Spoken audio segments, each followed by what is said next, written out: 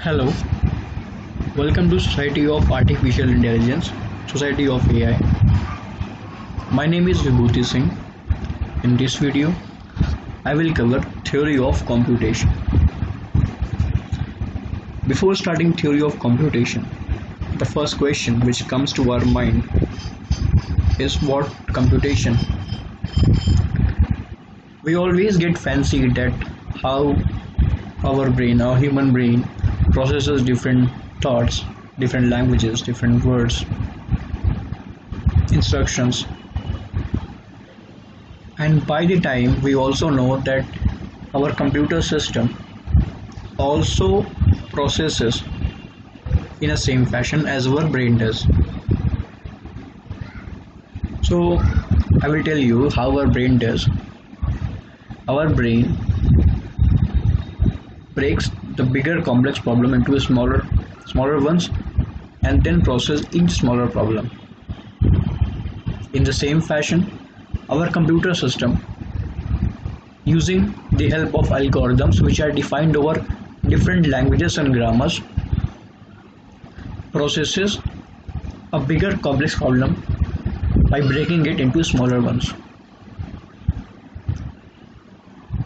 As they say, when you break the problem into smaller ones, each bigger problem becomes smaller and it becomes easier. So let's start with definition first. Theory of computation is a field in computer science and mathematics which focuses on independence of algorithms to perform tasks in mathematical and computational models without any dominion of computer hardware. What does it mean? तो theory of computation mathematics और computer science का एक field है जिसका prime focus इस बात पे है कि वो ऐसे एल्गोरिदम्स की इक्विवेलेंस डिफाइन कर सके जो एल्गोरिदम्स किसी भी तरह के मैथमेटिकल या कंप्यूटेशनल मॉडल्स को कंप्यूटर हार्डवेयर की डिपेंडेंस के बिना सॉल्व कर सके। चाहे आप बड़े सिस्टम पे चलाइए, फास्टर सिस्टम पे, चाहे छोटे सिस्टम पे, हो सकता है उसकी स्पीड कम ज़्यादा हो जाए, चेंज हो जाए, लेकिन जो प्रोग्राम की एफिशिएंसी होगी वो अल्टर नहीं होगी, वो चेंज नहीं होगी किसी भी कंप्यूटर हार्डवेयर में। और सॉफ्टवेयर में भी जब हार्डवेयर है तो तब हार्डवेयर ज़्यादा इंपॉर्टेंट था जब ये डिफाइन करना स्टार्ट किया गया था अर्ली 20th सेंचुरी में और मिड 20th सेंचुरी में। बट आज हमारे पास सॉफ्टवेयर्स भी हैं, तो सॉफ्टवेयर भी इसमें ऐड किया जा सकता है आज के टाइम में कि हमने कोई भी एल्गोरिथम बनाया, थोड़े चेंजेस करने के बाद बाकी सिमिलर होगा, चाहे उसको हम मैक में चलाएं, चाहे उसको हम लोग विंडोज़ में चलाएं, चाहे उसको हम लोग लिनक्स या यूनिक्स में चलाएं, वो उसी एफिशिएंसी के साथ रन करेगा with minute differences, minute changes. तो 20th सेंचुरी की बिगिनिंग में मैथमेटिशियंस एक चीज़ के लिए बहुत स्ट्रगल कर रहे थे, बहुत परेशान थे। वो चीज़ ये थी, वो क्लासीफाई करना चाहते थे कि कौन कौन सी प्रॉब्लम्स सिंपल मेथड से हो सकती हैं, लेकिन वो उसी टाइम उस पर्टिकुलर सिंपल मेथड को भी क्लासीफाई करने में परेशान थे। सिंपल मेथड कह लीजिए या फॉर्मल मोड ऑफ कंप्यूटेशन कह लीजिए। यहाँ कंप्यूटेशन मतलब सिर्फ कंप्यूटर से नहीं है, कंप्यूटेशन का मतलब कंप्यूटर साइंस प्लस मैथमेटिक्स दोनों से।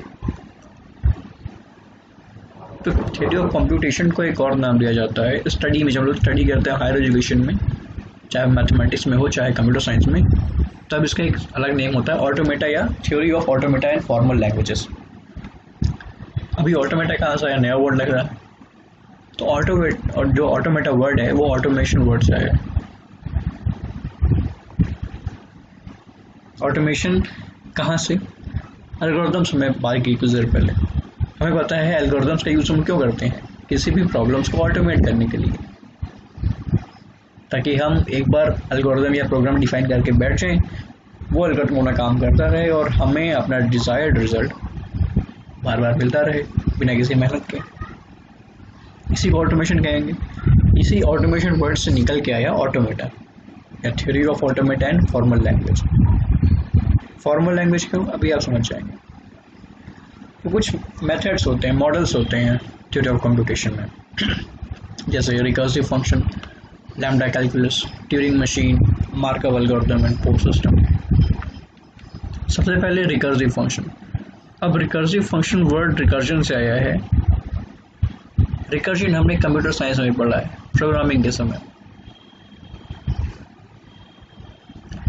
तो रिकर्जन में हम लोग पता है कि छोटे छोटे फंक्शंस होते हैं वो बार बार एक दूसरे को कॉल करते रहते हैं, खुद को कॉल करते हैं, या एक पेरेंट जो फंक्शन है वो चाइल्ड फंक्शन को बार बार कॉल करेगा, जब तक या तो डिफाइंड है या तो इनफाइनाइटली। तो रिकर्सिव फंक्शन उसी बेस पे वर्क करता है। इसमें एक बड़े से कॉम्प्लेक्स प्रॉब्लम को हम लोग छोटे छोटे फंक्शंस में फंक्शन कॉम्पोजिशन में ब्रेक कर लेते हैं और इससे हम लोग डिजिट्स के क्वेश्चन सॉल्व करने में यूज़ करते हैं, मैथमेटिकल क्वेश्चंस में। Then lambda calculus. Lambda calculus भी रिकर्सिव फंक्शन की तरह ही रिकर्जन यूज़ करता है। ये हायर मैथमेटिक्स के लिए यूज़ होता है। नंबर्स हैं, नंबर्स के ज़्यादा और भी ज़्यादा जैसे कैलकुलस की यूज़ होती है इसमें। डिफरेंशिएशन, इंटीग्रेशन के क्वेश्चंस भी हम लोग सॉल्व कर पाएंगे इसमें। देन आता है ट्यूरिंग मशीन। अब ट्यूरिंग मशीन बताने के पहले मैं बता दूँ, सेकेंड वर्ल्ड वॉर के टाइम जर्मन नाजी ग्रुप जो था उसने एक डिवाइस का यूज़ करते थे एनिग्मा नाम के। वो एनिग्मा नाम की डिवाइस हाईली कंप्यूटेशनल थी, हाईली अनब्रेकेबल थी। उसके थ्रू वो लोग अपने सीक्रेट मैसेजेस भेजा करते थे। उसे ब्रेक करना, उसे डिक्रिप्ट करना बहुत टफ था, एक्सट्रीमली इम्पॉसिबल जैसे कह लीजिए। यूएस, यूके, फ्रांस परेशान थे, लेकिन तभी एलन ट्यूरिंग नाम के एक पर्सन ने ट्यूरिंग मशीन डिज़ाइन की। उसी ट्यूरिंग मशीन की बात है यहाँ। उस ट्यूरिंग मशीन से एनिग्मा को डिक्रिप्ट कर लिया गया, कोड्स से ब्रेक कर लिए गए और जर्मनी को हराने में काफ़ी हेल्प मिली। तो ट्यूरिंग मशीन क्या करती है? ट्यूरिंग मशीन में कई सारे स्ट्रिंग्स होती हैं, स्ट्रिप्स होती हैं।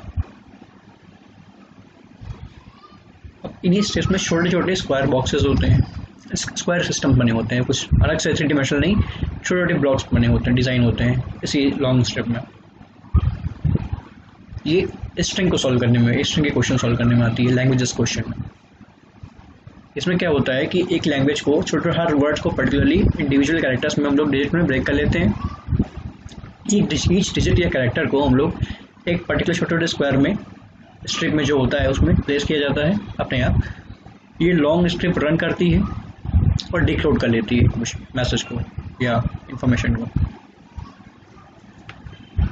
Markup algorithm and post system, ये भी काफ़ी हद तक ट्यूरिंग मशीन की जैसा है, स्ट्रिंग में वर्क करता है, लेकिन इसमें एक स्ट्रिप नहीं यूज़ होती है, इसमें ग्रामर होते हैं, कई सारे फॉर्मूलाज होते हैं।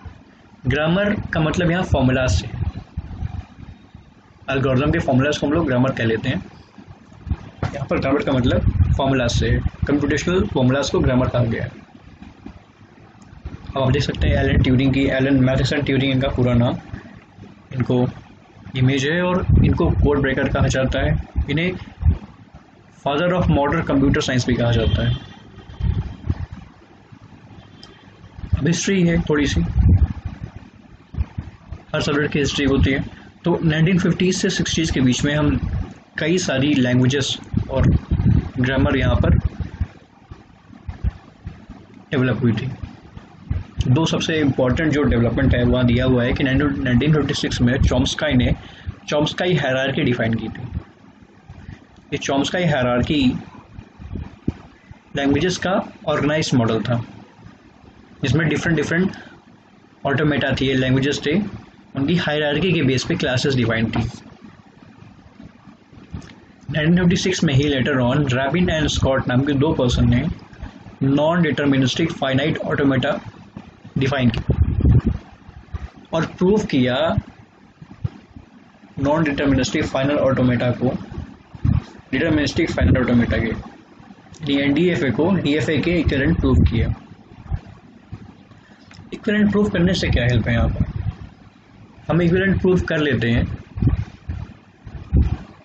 इसलिए क्योंकि डीएफए जो था डिटर्मिनिस्टिक फाइनल ऑटोमेटा या फाइनाइट ऑटोमेटा कह लीजिए एफए, इसकी इक्विवेलेंट प्रूफ थी आज के इलेक्ट्रॉनिक मॉडर्न कंप्यूटर से, उसकी कंप्यूटेशनल पावर से।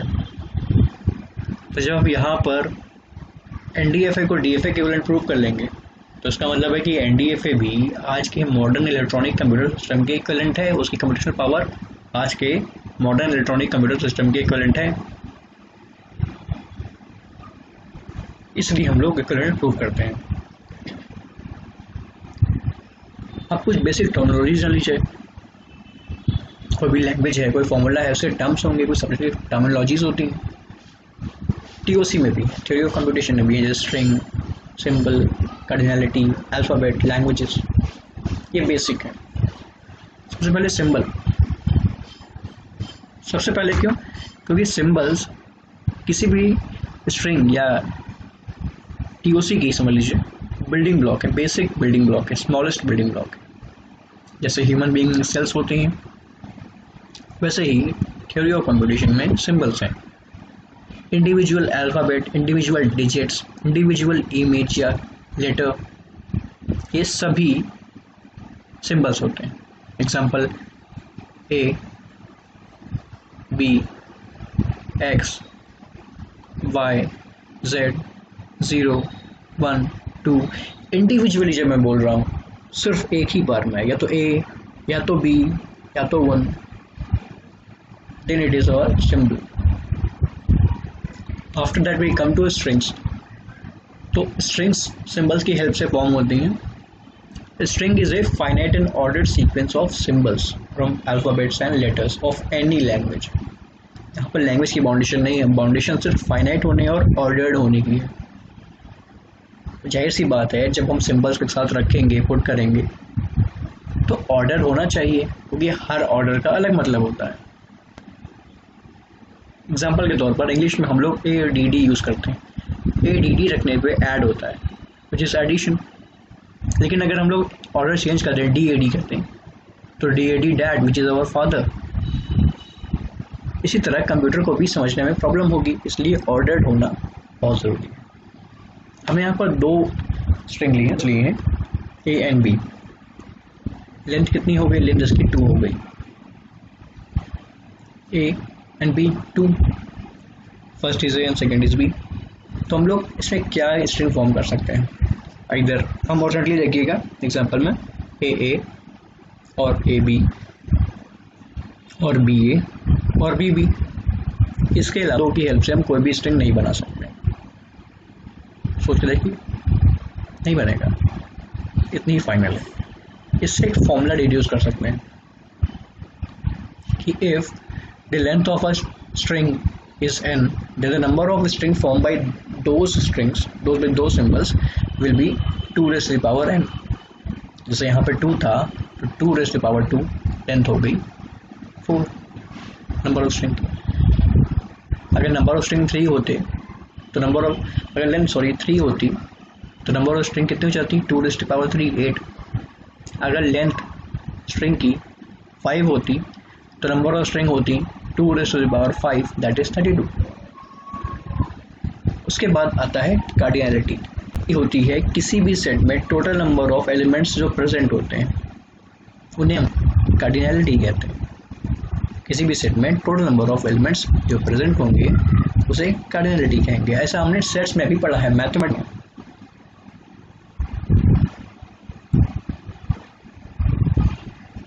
देन आता है अल्फ़ाबेट। अल्फ़ाबेट क्या है? अल्फ़ाबेट भी स्ट्रिंग के जैसा दिखता है, बट स्ट्रिंग एग्जैक्टली नहीं है, तो यहाँ पर ऑर्डर्ड सीक्वेंस की बात नहीं है। यहाँ पर सिर्फ सेट का रिप्रेजेंटेशन है, जैसे पावर सेट रिप्रेजेंट करते हैं मैथमेटिक्स में, कुछ वैसा ही। तो अल्फ़ाबेट जो है, alphabet is a set of symbols and must be finite. ये फाइनाइट हो सकता है, लेकिन ऑर्डर की बात यहाँ पे नहीं है। एग्जाम्पल में जैसे पावर सेट गिवन है PQR, तो ये QPR भी हो सकता है, RPQ हो सकता है, RQP हो सकता है और QRP भी हो सकता है। ठीक, इसके ऑर्डर भी हो सकते हैं कुछ भी, लेकिन फाइनाइट होना चाहिए। अगर 3 है तो PQR यहाँ पर गिवन है तो PQR ही होगा। Then after last we have language. Language क्या होता है? Language is defined as set of strings which are to be chosen from any alphabet. We may also say that a language is a subset of an alphabet and is always need to be either finite or infinite. यहाँ पर जो summation star दिख रहा है वो alphabet है, because summation हम जो यूज़ करते हैं सिंबल अल्फ़ाबेट को डेजिग्नेट करने के लिए। मतलब क्या है, लैंग्वेज जो है किसी भी अल्फ़ाबेट का सबसेट होता है। जैसे यहाँ पी की वार था तो इससे हमने लैंग्वेज फॉर्म, जैसे यहाँ पर ए बी हमने ले लिया, अगर मान लीजिए एग्जाम्पल के तौर तो A B B A B A B A B B B A etcetera. यहाँ पर ऑर्डर की बात नहीं है, लेकिन ये फाइनाइट या इनफाइनाइट होना चाहिए।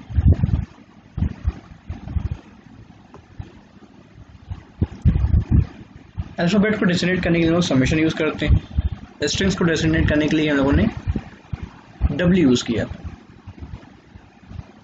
ये बेसिक टर्मिनोलॉजीज हमें याद करनी चाहिए। With this, I end. Thank you. Have a very nice day.